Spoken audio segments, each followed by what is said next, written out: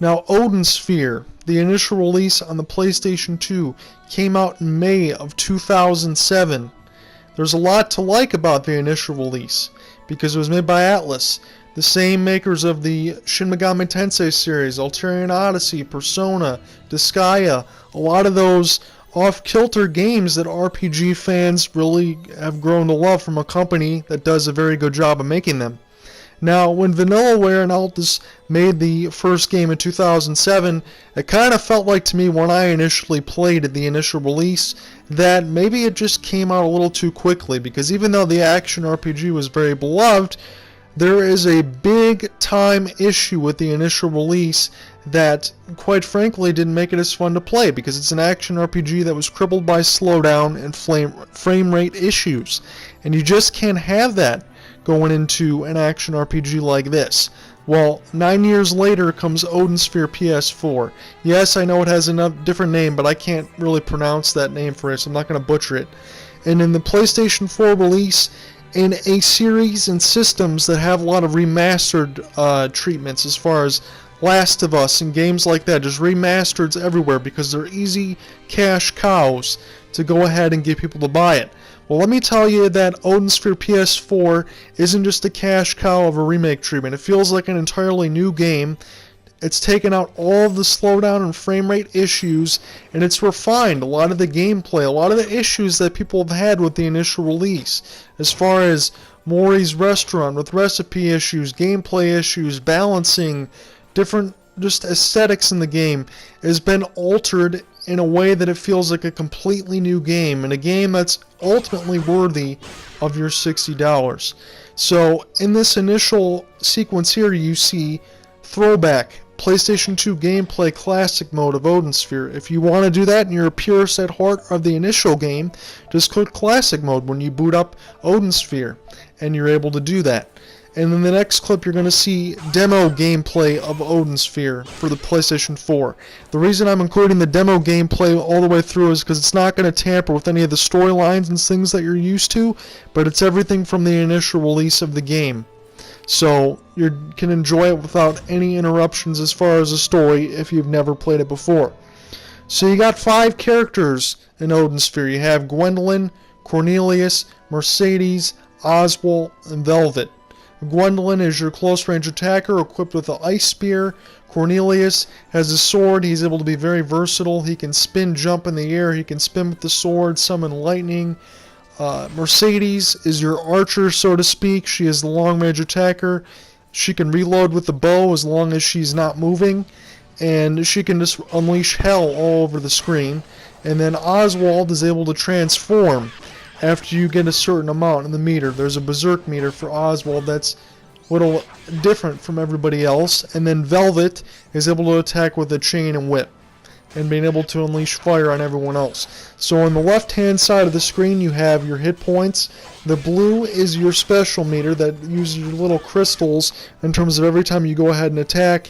And then on the top left, the power meter is every time you do like combos and things like that. If you have a specific skill, it drains your meter that you can let it recharge after a while, either killing enemies or however you build up your skills. Now, the phosons on the right hand side, you see where it says 7. Once you get enough of those, you can press the options button or the start button, if you will. I still say start. And go into the skills, and there is a humongous skill tree. And like I said, between the 5 characters, they all have different skills to be able to use. And you use your phosons to be able to level up your Cypher. That's your weapon that you are using. That's unique to 5 different characters. And your skill trees that are unique. And the way that you end up leveling up is by eating food. And you can also, when you get to the actual game itself, you can go into Mori's touring restaurant, and then you can go ahead and level up there. And you can use specific items like yogurt. You end up mixing things. I know there's usually a lot of games where I don't like using alchemy, but don't really worry about it, because even though it is very necessary, it is very, very, very easy, and it's not very time consuming. It's very easy to learn, and it's very rewarding. And it's nice to being able to get certain skills that actually make you better at using alchemy or gaining more experience by eating food. There's just certain little novelties that I like about Odin Sphere, because let's face it, When you're playing an action RPG, you want to be in tune of, quite honestly, the action. You don't want to be in other instances where you're stuck grinding and leveling up and doing all these other things. And at the normal difficulty itself, you can play on easy if you want to without any punishment. But I'm going to be honest with you guys and say, why the hell would you want to do that? Because the normal experience honestly gives you everything that you really want, and you don't have to deal with all the backtracking and all of these other issues. It just keeps you in the game. You can just go from new area to new area, get to the next part of the story, and it's really uninterrupted, and it's a lot of fun. And for all you completionists out there, you see I ended up getting an A rank in one of the demo missions. You can always press the options button, go to retry, and initially you can go to retry that battle to get an S rank. And what you end up doing is after each battle, you get better rewards if you get better ranks. It's pretty easy to get S rank on everything else, as long as you're just leveling up your weapons as you go along and just leveling up yourself by eating food and doing some other things. So let me talk about the game from the remake and the initial release. As I talked about, the initial being crippled with slowdown and some other gameplay refinements. And my initial experience with Odin Sphere was, yeah, the game was absolutely beautiful and it was fun, but it was only fun for maybe an hour or so because the slowdown just got so annoying and I couldn't deal with it. And quite honestly, I felt really terrible because it's from a company that I absolutely love in Altus. And, I like these kind of games. And it was just, I couldn't get into it. And then when I played the initial demo, I found it on the Japanese PlayStation Store because it came out quite a few months before the actual American version. And nothing was different than except the text. And then when I played it, I said, my God, this is one of the best demos I've ever played. And it gives you a chance to use all 5 characters and really let you know what the gameplay is going to be all about. And I was all about it. When I played this game, initially, I know 7 years is a long time ago. Or let me say 9 years, my goodness.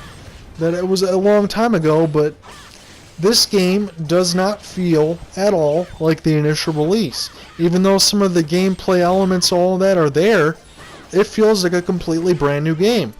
And then there's so much content as far as the end game and everything else that you just have a lot of fun as you go along with it. Quite honestly, at the end, I'm going to have the photos and some of the other things that are in there just to show you. This is about a 50-hour game. And you're really going to have fun with all of it. I could probably say, 7 hours between, the first 5 characters, the initial ending, if you will, to not spoil anything, and some of the other stuff at the end if you want to go ahead and trophy hunt and do all that. I'm not one of those completionists as far as trophy hunting is gone, but in the end, as you'll see, I do have a platinum trophy in this game, and it feels damn good. I mean, the only trophy that was really hard to get was the eat all food at the restaurant. You have to be able to get certain recipe unlocks, and that might take a minute, but everything else was just going along naturally as you play the game, and you can enjoy it without having to do much backtrack of anything else. If this game really reminds you of something, if you're an old school gamer like myself, if you happen to have a Sega Saturn, I don't think Princess Crown ever came out in America. I don't remember if it did or not. But that game, if you press the triangle button to access, the inventory screen, and Gwendolyn throws down the spear and you see that she has the items in the palm of her hand, that's the same kind of inventory system that was in Princess Crown. I wouldn't remember that at the time because I was a young kid, but, there was some humble beginnings for Vanillaware of them being their first game, and then honestly, as I see this, for Odin Sphere, this is their crowning achievement of what they wanted the game to be. And quite honestly, I can't really wholeheartedly recommend this game more than any other action RPG I've ever played. This is one of the best action RPGs I've ever played. And you would be utterly missing just some incredible experience if you didn't play it. If you love action RPGs, this is an absolute slam dunk because the alchemy is not too complicated, the gameplay is fluid, it's fast, it's 60 frames per second, it's no slowdown whatsoever. The voice acting, you know, some of that stuff might be from the PlayStation 2. I'm not sure how much of that has been upgraded from the PS4, but it's all very good, and what's there is enjoyable. And the storyline that's there, yeah, it might be simple at times, but yeah, it's very enjoyable. Everything else just seems to work so well. And it's just fun being able to, you know, combo as you see all your different combos there, be able to use other items. Like you use your alchemy to throw a fire potion at a dragon or something like that to get him stuck in the damage, and you keep, you know, building the chains as much as you can in order to unleash as much damage as possible.